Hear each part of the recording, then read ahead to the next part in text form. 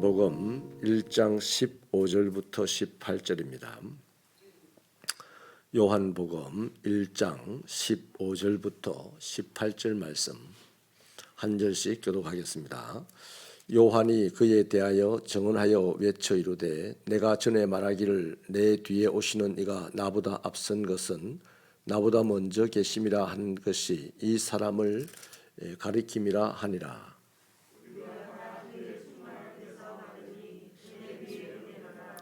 율법은 모세로 말미암아 주어진 것이요 은혜와 진리는 예수 그리스도로 말미암아 온 것이라.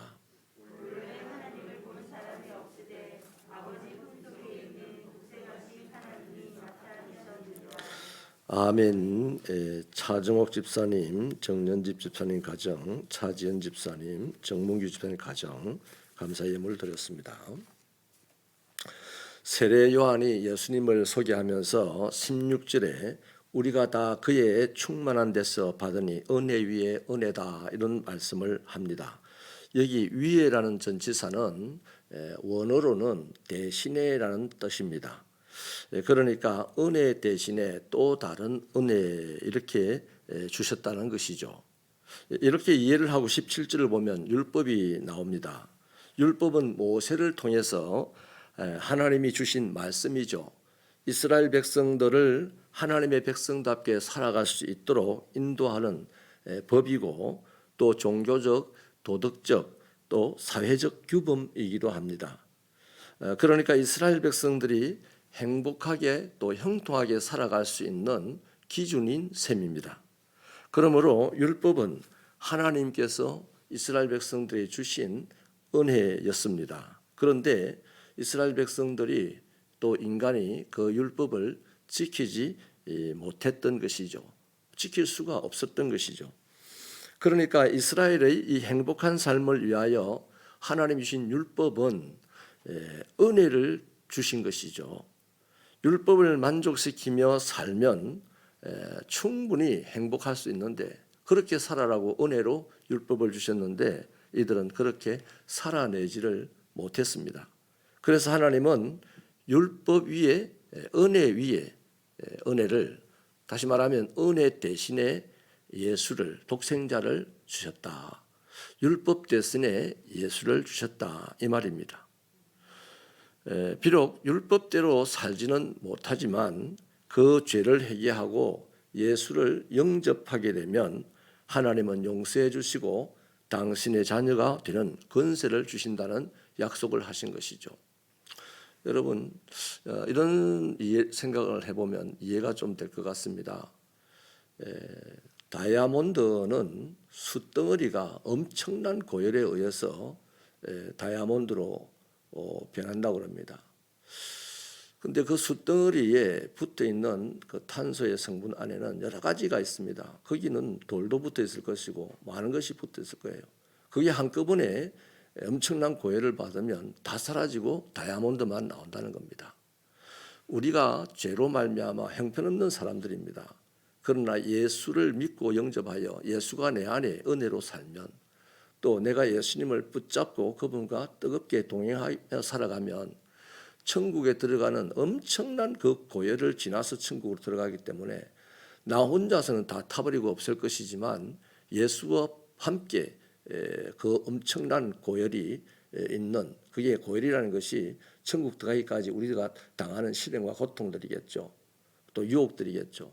그런 것들이 있어도 우리 혼자서는 연약해서 다 걸려서 아무것도 안 될 일이지만 예수에게 붙어 있으면 연약하지만 하나님 나라에는 예수의 사람으로 들어간다 이 말입니다.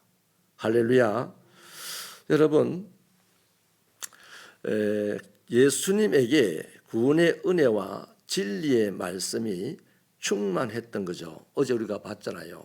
바로 그것 때문에 나는 죄인이지만 그 예수와 함께 있으면 하나님 앞에 의롭다 인침받고 하나님 나라에 갈 수 있다는 겁니다. 우리는 율법이라는 은혜 대신에 예수라는 은혜를 받은 사람들입니다. 다시 말해서 우리는 은혜와 진리가 충만하신 분, 하나님의 영광을 온전히 나타내시는 분을 저와 여러분의 마음에 모시고 살아가는 사람이 된 것이죠. 자, 그런데 그렇다면 우리는 근심하거나 한숨 짓거나 눈물을 흘리거나 슬퍼서 괴로워서 억울해서 뭐 이런 것들은 사실 믿는 사람에게는 율배반적인 행동들이 되는 것이죠. 내 안에 예수가 있으면 울 일이 없어요.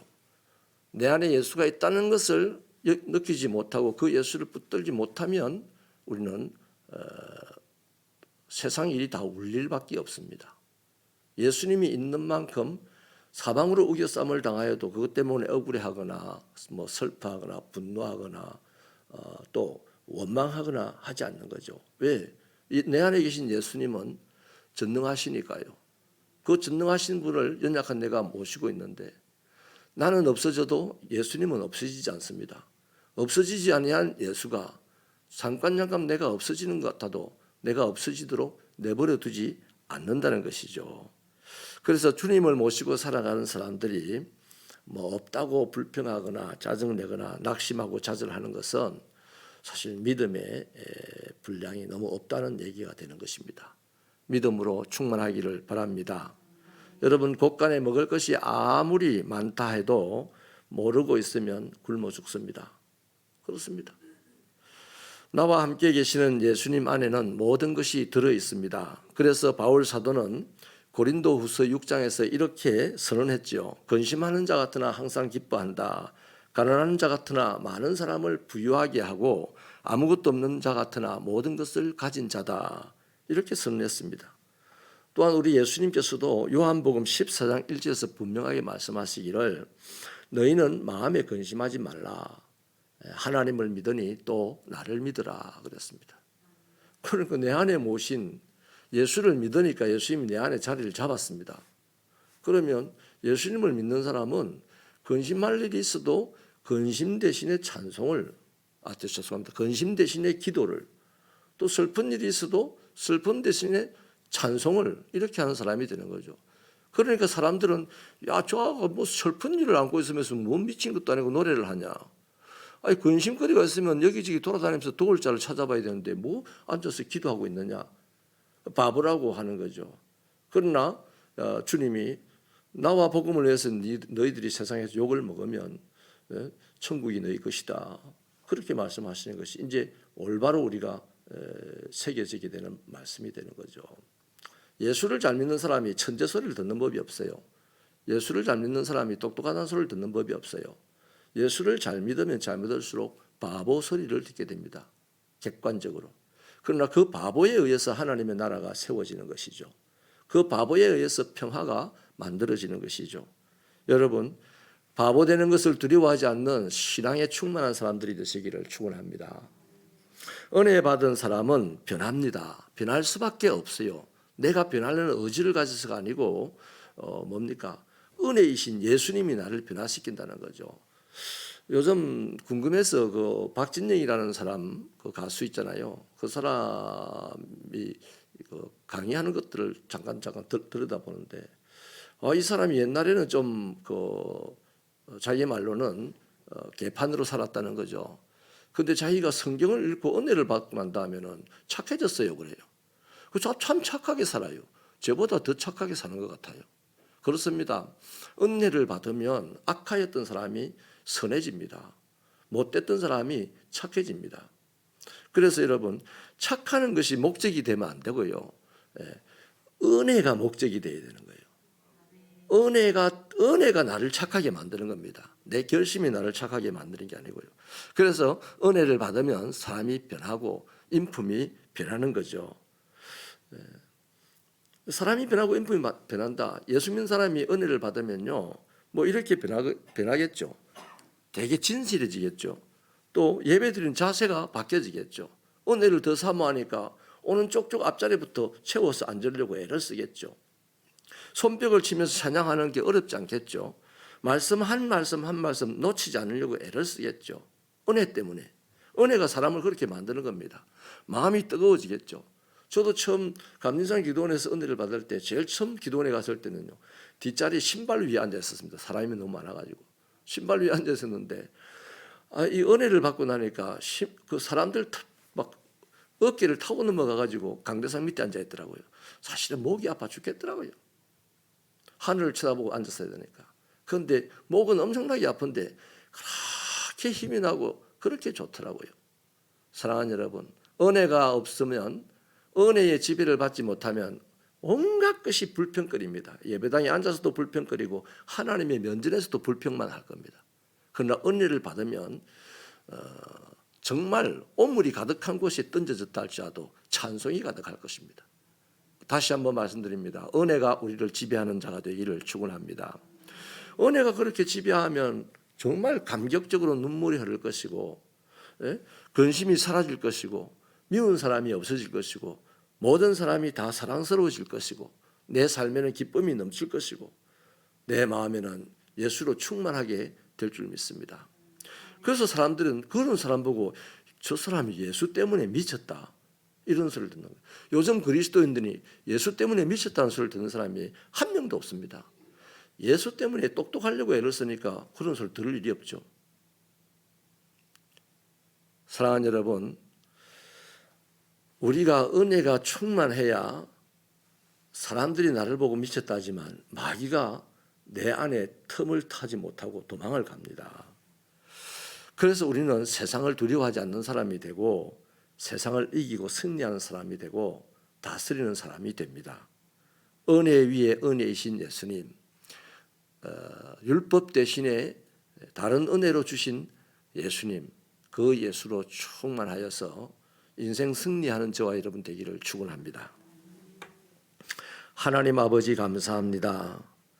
율법도 우리로 하여금 바르게 살아라고, 그래서 행복해지라고 주신 하나님의 은혜였는데 도무지 우리가 연약하여서 그 율법을 다 지키지 못함으로 망가지는 인생이 되다 보니 하나님은 또 사랑을 베푸셔서 또 다른 은혜이신 완벽한 예수님, 하나님이 사람이 직접 되어 이 땅에 오시고 우리에게 주어진 그 예수님, 그 예수님으로 살아갈 수 있게 하심을 진심으로 감사합니다. 주여, 내가 예수 믿는 것이 엄청난 은혜인 줄 알고 감격하고 감사하며 하루를 살아갈 때 그 삶에서 승리의 삶이 나오고 기쁨의 삶이 나오고 다른 사람들을 살리는 삶이 나오고 그 사람의 삶에서 가난할지라도 다른 사람을 부유하게 하는 삶이 나올 줄 믿습니다. 이런 작은 예수로 살아가는 우리가 되도록 복을 내려 주옵소서. 귀한 예물을 드려서 아버지 앞에 영광을 돌리는 종들을 축복하여 주시되 오늘 저들이 간구하는 것에 하나님의 은혜를 더하여 주시옵소서. 아버지 하나님이여, 전쟁의 소용돌이에서 온 세상이 난리가 아닙니다. 하나님이여, 사람들의 마음에 욕심만 가득 차고 내가 제일이라는 생각만 가득하다 보니 이런 전쟁이 끊임없이 일어나고 있는데, 주여, 이 비극 속에서 가장 연약하고 선한 사람들만 먼저 살해를 당하고 고통을 당합니다.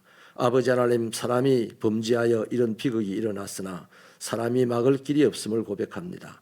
하나님 은혜를 베푸셔서 하늘의 성령의 단비를 내리셔서 모든 포탄의 불들이 식어지는 역사가 있도록 은혜 베풀어 주옵소서. 이런 때에 아버지 하나님이여, 대한민국의 모든 기독교인들, 새벽교회 교인들, 예수를 믿는다면 예수님처럼 그 비극의 현장을 바라보며 눈물로 기도할 수 있는 중보자가 되게 하여 주시옵소서. 아버지 하나님이여, 우리 새벽교회 성도들 가운데서도 질병으로 때로는 삶의 문제로 고통받는 성도들, 하나님의 긍휼의 손길을 덮어주셔서 그 고통 가운데서 헤어나올 수 있도록 아버지 은혜를 베풀어 주시옵소서.